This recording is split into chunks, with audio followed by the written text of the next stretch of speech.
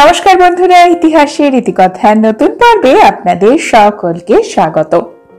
Hindu calendar অনুসারে বছরে মোট 12টি সংক্রান্তি তিথি পড়ে।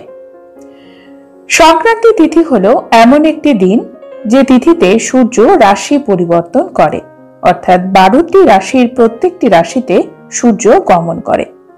পৌষ মাসের সংক্রান্তি হলো মকর সংক্রান্তি। সূর্য এই দিনে মকর রাশিতে প্রবেশ করে। হিন্দু ধর্মের মান্যতা অনুসারে পূর্ণিমা, অমাবস্যা, সংক্রান্তি, একাদশী তিথি বিশেষভাবে মাহাত্ম্য পেয়েছে। পৌষ মাসের সংক্রান্তিও আরেকটি মাহাত্ম্যপূর্ণ একটি সংক্রান্তি। আমরা বাঙালিরাই নয়, সারা ভারতবর্ষ জুড়ে সনাতন ধর্মাবলম্বীরা পৌষ মাসের সংক্রান্তিকে বিশেষভাবে মান্যতা দেয়। এর পেছনে কিছু পৌরাণিক কাহিনী রয়েছে কিছু ধর্মীয় তাৎপর্য। আজকের পর্বে আমরা জানব মকর সংক্রান্তির ইতিহাস কি, পৌরাণিক গল্প কি জেনে নেব, এবং জেনে নেব মকর সংক্রান্তি পশ্চিমবঙ্গ ছাড়া আর কোন কোন রাজ্যে কি নামে পালিত হয়।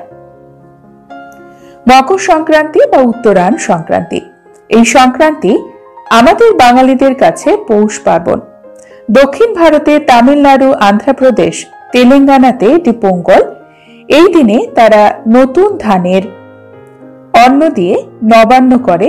আমাদের মতনই এটি তাদের প্রধান উৎসবের মধ্যে পড়ে। আসামে হলো মাঘ বিহু এবং ভারতবর্ষের পাঞ্জাব, হরিয়ানা, উত্তরপ্রদেশ এই সকল রাজ্যগুলিতেও এটি বিভিন্ন রকম নাম নিয়ে পালিত হয়। মকর সংক্রান্তি হলো এমন একটি সময় যখন বলা হয় প্রাচীনকালে আর্যরা কঠোর ঠান্ডা এবং শীত থেকে রক্ষা পাবার জন্য দেবতাদের পুজো করত। বিশেষ করে বিষ্ণু, সূর্য দেবতা এবং শনি দেবের আরাধনা করা হয়। এছাড়াও বহু গৃহস্থ বাড়িতে বাঙালি ঘরে পালিত হয় সত্যনারায়ণ পুজো, হয়ে থাকে মা লক্ষ্মীর পুজো, গোপাল পুজো। মকর সংক্রান্তিতে সূর্য মকর রাশিতে প্রবেশ করে এবং এই সংক্রান্তি থেকেই শুরু হয় সূর্যের উত্তর গোলার্ধে যাত্রা, অর্থাৎ উত্তরায়ণ।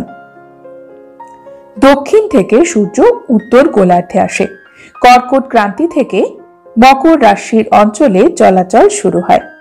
এটি ফসল কাটার উৎসব নামেও পরিচিত। মকর সংক্রান্তি আবার তিল সংক্রান্তি নামেও পরিচিত, কারণ তিল দিয়ে বিশেষ প্রসাদ তৈরি করা হয় সূর্য দেবতার উদ্দেশ্যে, শনি দেবতার উদ্দেশ্যে এবং ভগবান শ্রীহরির উদ্দেশ্য।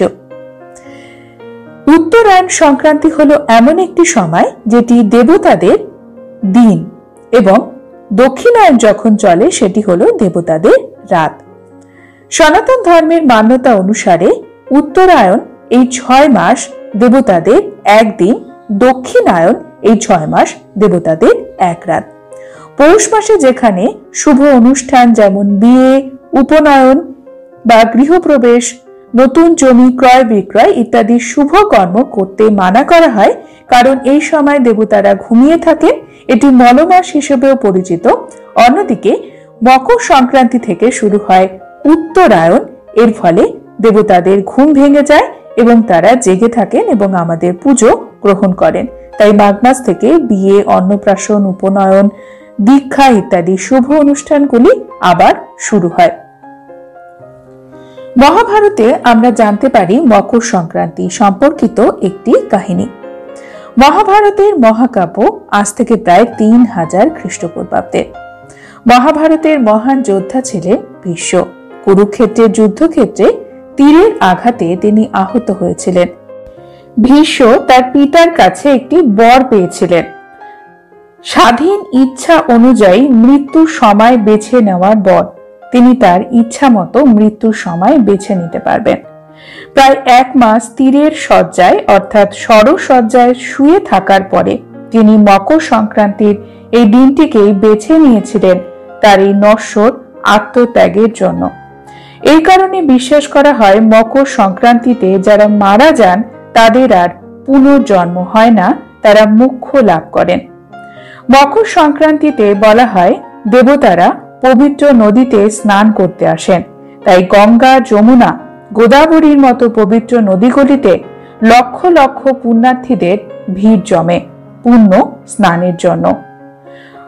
এই সকল পবিত্র নদীতে স্নান করলে পুণ্য অর্জনের সাথে সাথে একজন ব্যক্তির জীবনের নানান ধরনের সমস্যারও মুক্তি হয়। যারা গ্রহ দোষে ভুগছেন, নবগ্রহ দোষ থেকে মুক্তি পাবার জন্য পৌষ মাসের সংক্রান্তি থেকে মাঘ মাসের সংক্রান্তি পর্যন্ত সনাতন ধর্মে 1 মাসব্যাপী স্নানের মাহাত্ম্য রয়েছে। তার সাথে সাথে একজন ব্যক্তি তার সাধ্য অনুযায়ী অবশ্যই দান করবেন। দানের জন্য এই দিনটি বিশেষভাবে গুরুত্বপূর্ণ। মকর সংক্রান্তিতে আরো বলা হয় শনিদেবের পিতা সূর্যদেব তার বাড়িতে 1 মাসের জন্য বেড়াতে আসেন। সূর্য দেবতা 1 মাসের জন্য যখন তার পুত্রের ঘরে আসেন, তখন পৌরাণিক কাহিনী থেকে জানা যায় শনিদেব সূর্যদেবকে সন্তুষ্ট করতে তাকে তিল নিবেদন করেছিলেন। এরপর থেকেই মকর সংক্রান্তিতে কালো তিল নিবেদন করার প্রথা প্রচলিত ধর্মীয় বিশ্বাস অনুসারে। তাই বলা হয় মকর সংক্রান্তির এই সময়কাল পিতা পুত্রের সম্পর্কের জন্য বিশেষভাবে গুরুত্বপূর্ণ।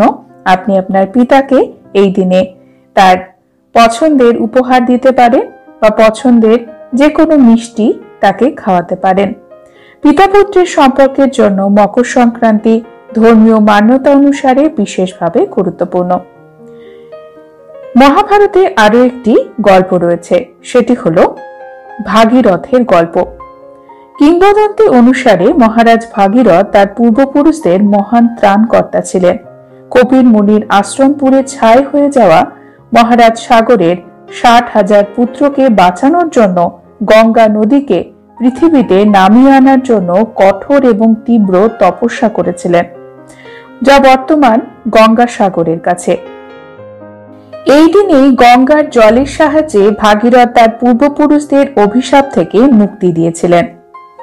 এই কারণে আজও বহু ভক্তরা গঙ্গা সাগরে মেলাতে ভিড় করেন, যা গঙ্গা এবং বঙ্গোপসাগরের মধ্যে একটি পবিত্র স্নানের জন্য একটি বিখ্যাত সঙ্গমস্থল।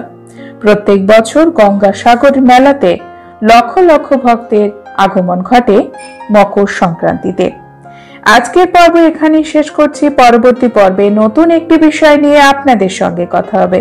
ততক্ষণ সকলে সুস্থ থাকুন, ভালো থাকুন, আর পুরো ভিডিওটি দেখার জন্য আপনাদের অসংখ্য অসংখ্য ধন্যবাদ।